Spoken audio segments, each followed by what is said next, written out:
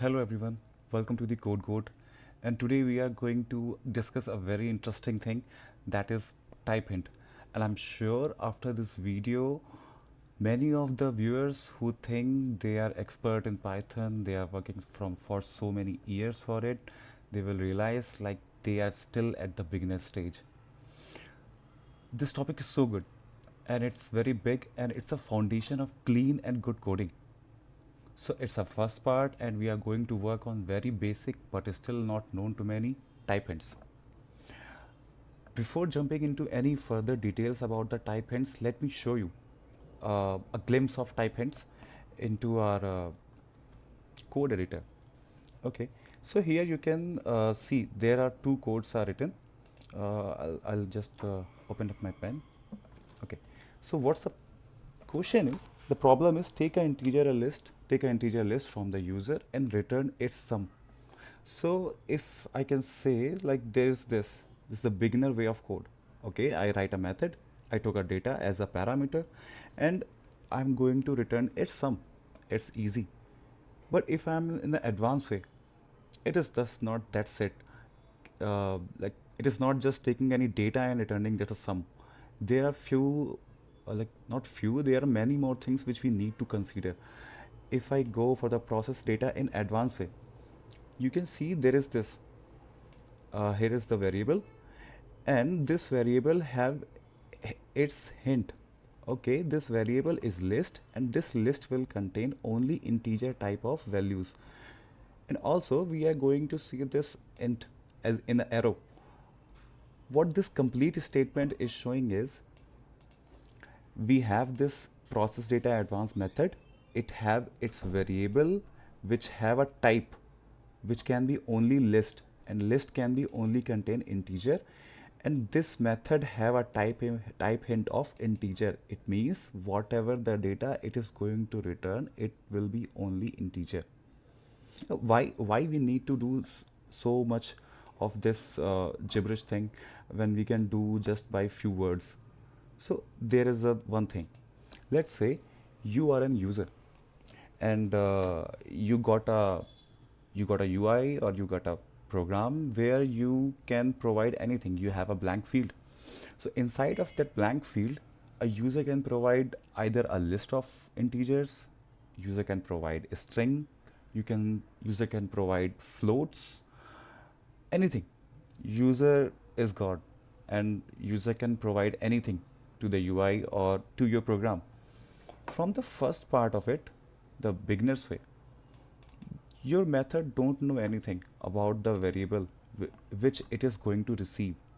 Anyhow, whatever the data this method is going to receive, it will transfer it to the internal logic. But coming into the advanced way of coding, the method know, okay, whatever the data I'm going to get, it should be list, and this list should contain the integers. And I also know whatever the logic I have written inside the method, it should return the integer. See, just with the few more words, it defines so many things. If you are new to code, you will come to this editor and you will see, oh, okay, this method required this type of data and I need to write something on top of it. So I know, okay, what type of data to it is going to request and what type of data it is going to return. See, it's the type hints are so necessary into the methods which people usually don't uh, try to write or don't try to learn. It should be compulsory for everyone to write the data in a way. And there's one more thing, I guess most of the people don't know. What's the difference between parameter and argument? It's a very basic question, but we are going to use these two words in a way where they belongs. So for that only, I'm going to just show you. It's a very simple thing. So if I say, what is the parameter? Okay, sorry. What is the parameter? Okay, what happening? What happening? Okay, sorry. Okay, so what is the parameter? parameter and what is the argument.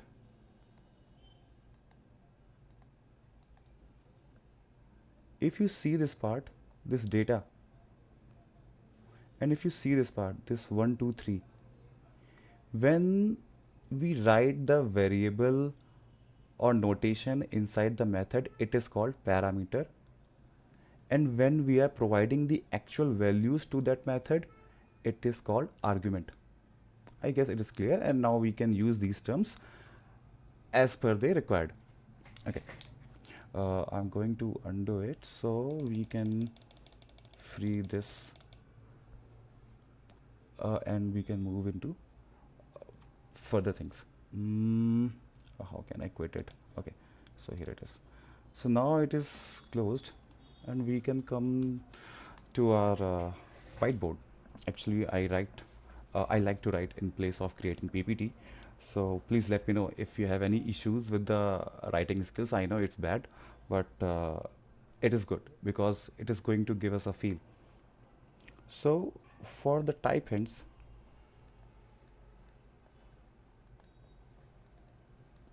there are we know like what are the types, what are the type of variables the Python uses. That is string, that is integer, that is float, and etc.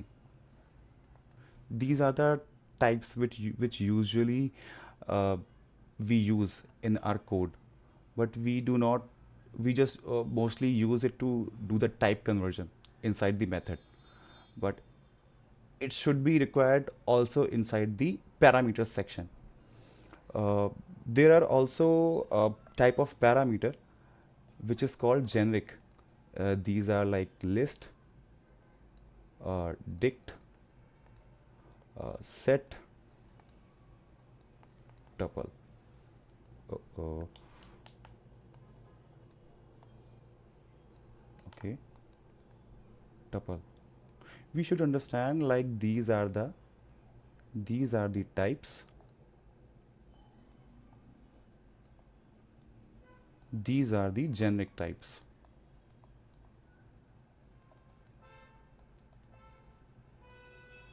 These are the generic types. And also sometimes we uses classes inside the parameter.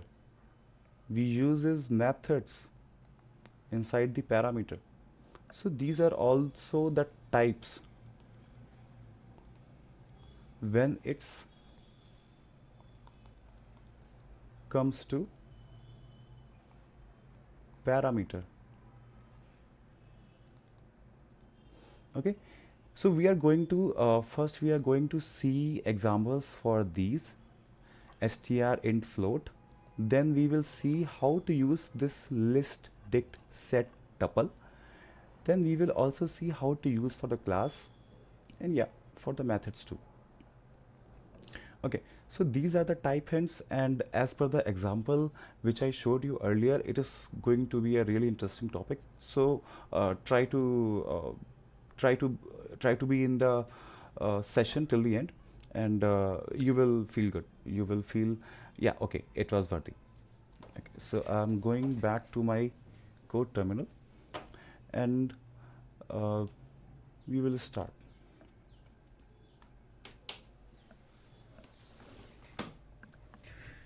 So as for the type hints, there are also few functionalities but type hint provide, that is TypeDict,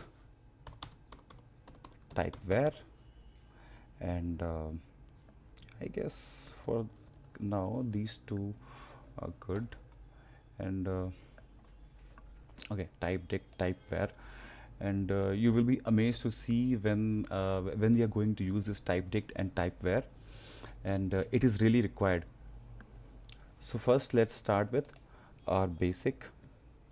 So from this point, we are what we are going to do is we are going to create two main executable file, in which the one file we are going to use the type hints. We will try to write the advanced code, and on the other file we are going to write the code as basic as usually people write. So we can see clearly what are the benefit this type hence provide us over the uh, not writing it down or from the basic way what usually people write the code. Okay, so what I'll do is I'll create two files. Okay, so let's say touch main basic.py, and then we will create touch main advanced.py. Okay, so currently we have these two files, and what we are going to do is we are going to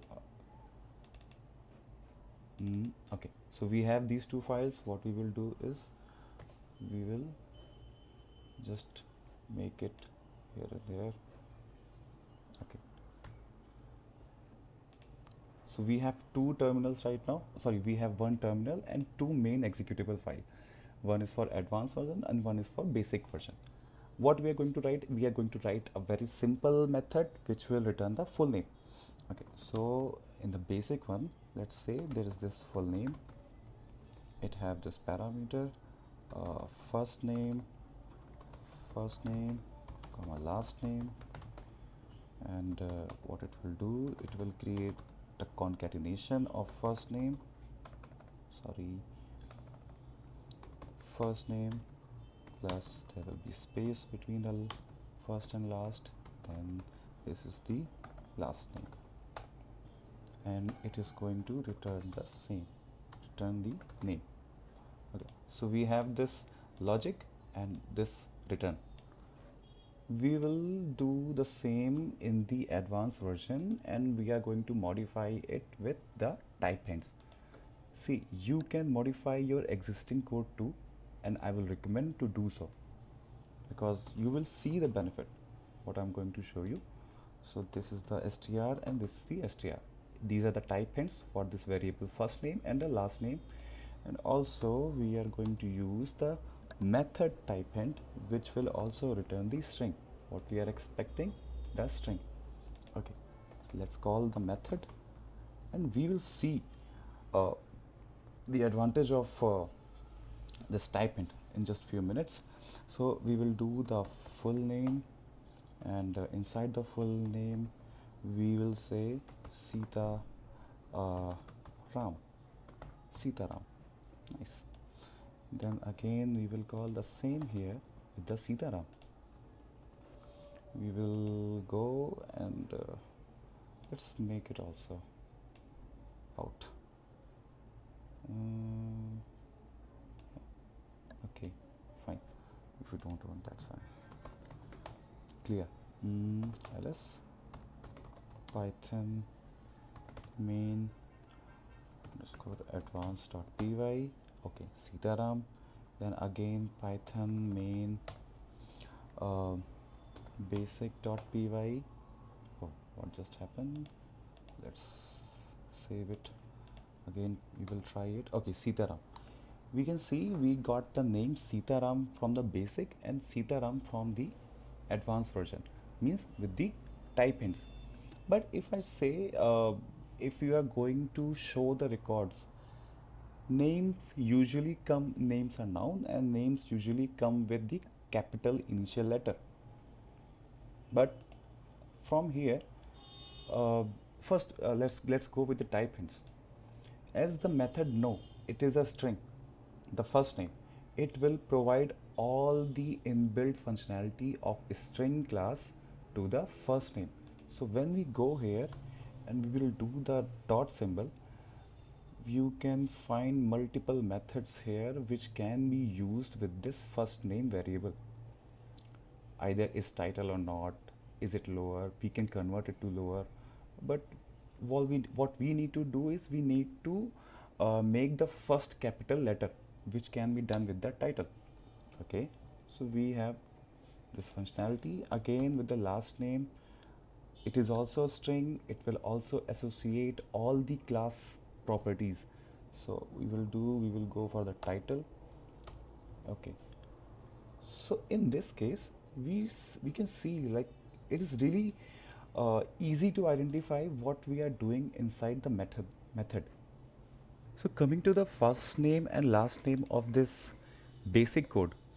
If I do the dot here like I did in the advanced version or with the type hint version, I'm not getting any kind of suggestions. So what I have to do is I need to create another logic for it, which will be the first name, and I need to do the some kind of create a logic to make the first letter capital. So the easiest way which I can think of right now, okay, so this will be this. Again, I need to use this first name, um, the first letter of the index. Then I had to do this upper. Still, we are not getting any suggestions just because I know I'm using this upper method of the string. Then what I then I'll going to close this one. Okay, it is already closed, and again the first name, with the so, where is the braces? Here it is. Braces this, braces that, and the slicing. Okay, so I guess this will work for the first name. Again, it will work for the last name. So I'll do the same with the last name, name first, name, this. Okay, so we have these two methods. Again, we will go to our terminal and try to run. So first from the basic, okay, we are successfully achieved the target. And for the advanced one, yes, we achieved the same target with the capital S and capital R. So now you can understand, if you are using the type hints, you are going to use the inbuilt functionality which is going to run faster than the logic you have written inside of your code. This is one basic thing. It is also going to increase your knowledge about the classes which you are using. See, this is the one thing. It is going to give the same benefit if I'm using the type string with float, the type string with sorry, this type hint with string, this type hint with float, this type hint with integer. Whenever I create a type hint with these notation or with these classes, it is going to give me the functionality that I can take and I can make my code more cleaner. So we are going to close this the basic one, and from now on we are just focusing on the type hint. Okay, so we have did the part of this string, and okay, let's go for the another example. mm, you can say if I do this, okay, I'll remove the complete method, I'll write the new one. So we just completed the one part of type hints. Okay, I'll just note it down everything here only. Type hint, and inside of it we just completed the basic types. Okay, so it is what? It is the basic types, which are integer, str, float. The way I described about the string, you can implement the same with the integer and float. Now coming to the second type, which I told you earlier, that is generic types, which are list, set, tuple. Before going to this generic type, let me show you one more thing which you can do. Again, I'll take the example of full name because it is relevant right now. First name, second name, and uh, name equals to, okay, let me just do the type hint first, or else it will not show me anything. String, string, string. Okay, name, first name dot title plus second name dot title. So it might be possible, like the second name can be none. It might be possible that the user have only first name. The user don't want to provide any kind of second name. Then what should I do? Because I just provided the second name as str, and if it is not string, it is not going to accept the input. Okay, so there should be something. Here comes the union. This particular symbol is a part of inbuilt library which is called union. It donates. This second name can be string or none. It's either string or none. Or if it is going to none, then use the value as none. Fine. Or you can provide anything, like you can provide empty, but let's first go with the none. Okay. So let's see, if I do not provide anything into the second name, then how it will behave. Okay, so this is the main advance, and where's the my bash? Here it is. Let me add it here in the terminal. Okay, Python main advanced.py. Okay, what just happened? Okay, I didn't call it, sorry. I will write it this full name, and inside the full name I will just call Sita. I will not provide any kind of second argument here. Okay, then how it will behave? Let's see. Oh, it got the title, none type object has no title. Okay. Oh, sorry. If I'm going to give it a none, then I had to handle the condition too. If not second name, then return first name.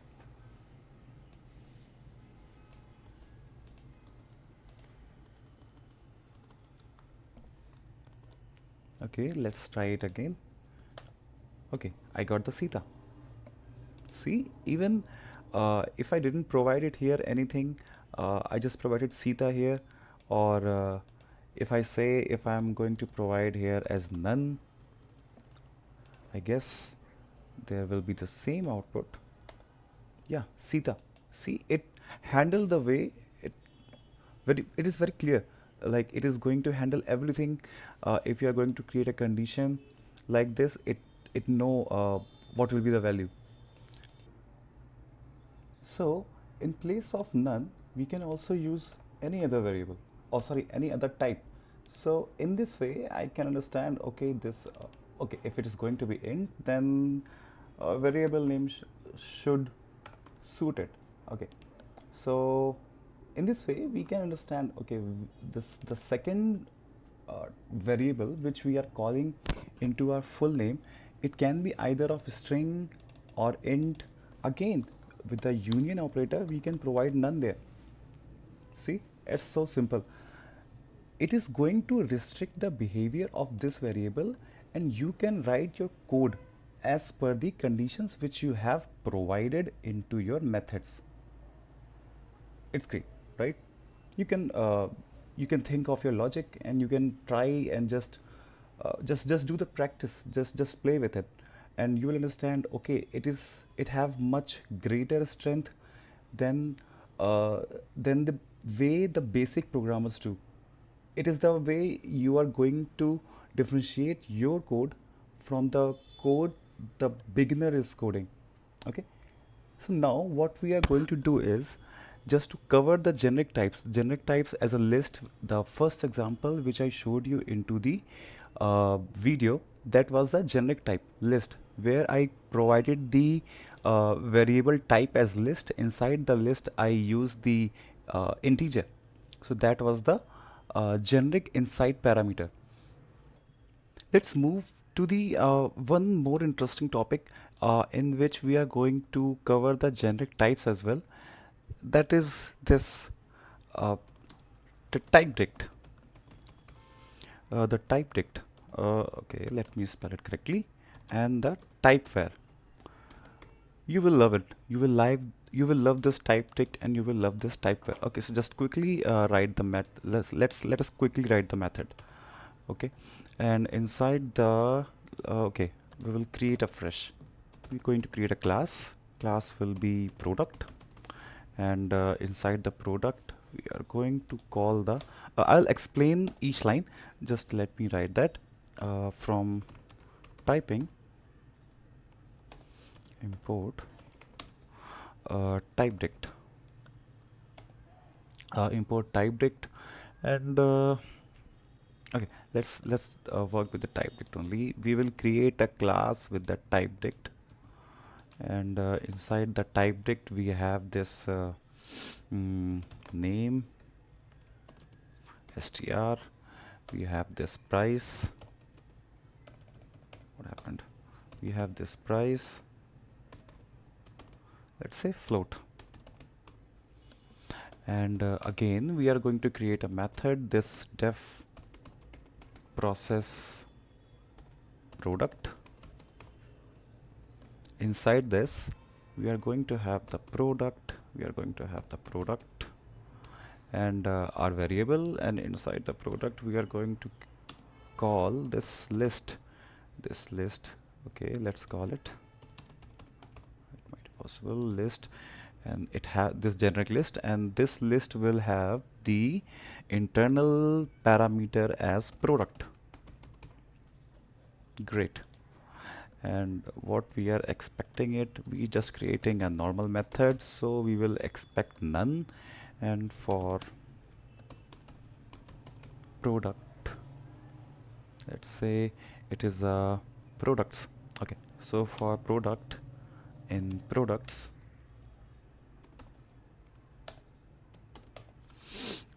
as it is a list, this product, so we can use the for loop. We will just do the print.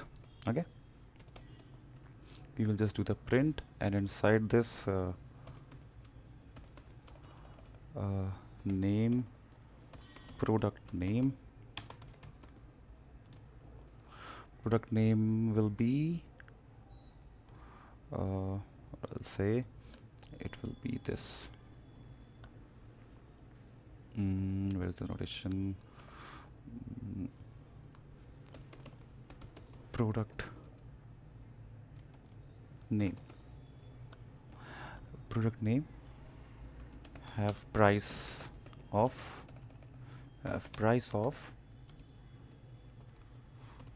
product.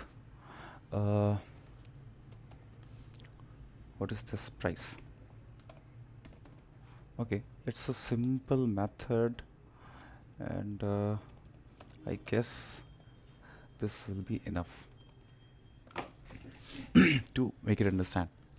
So from the TypeDict, what is this TypeDict? First let me make you understand.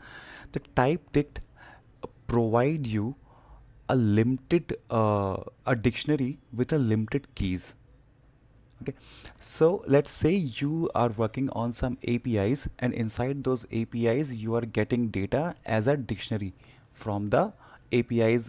Like whenever the post APIs are happening, the post API will post you some data, and inside of that data it might be possible because of some conditions or because of some errors, there will be some extra keys. Those keys, how you are going to treat those keys, or how you are going to correct or how you going to treat the correct uh, set of data, will depend on this TypeDict. The TypeDict provide you a way. So let's say you have this method, this process product, it have the variable products. This products will be a type of list. This list contain the dictionary of this type. So okay, so this list will contain the set of dictionaries, which those dictionaries will only have keys name and price. Get it? Easy. So based on these keys, and based on the extra keys you are getting, or if the keys you are expecting is not present inside that product TypeDict, you can create your own logic. It is just the way like how you are going to define it. Again, as a type dict, we have this typed where. See, there are many things: typed alias, typed guard. Type guard is a very big concept. We will try to cover it later. And this type where. Okay, so for the type where, mm, we can create one example.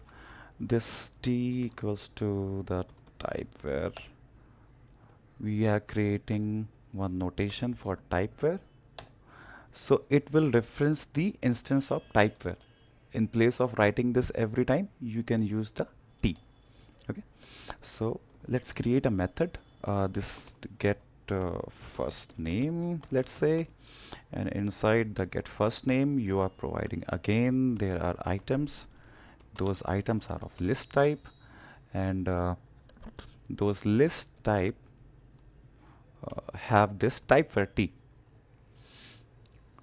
and this type where t again. Okay, let me write it first, then I'll explain. Return item 0. Return items 0, and let's say numbers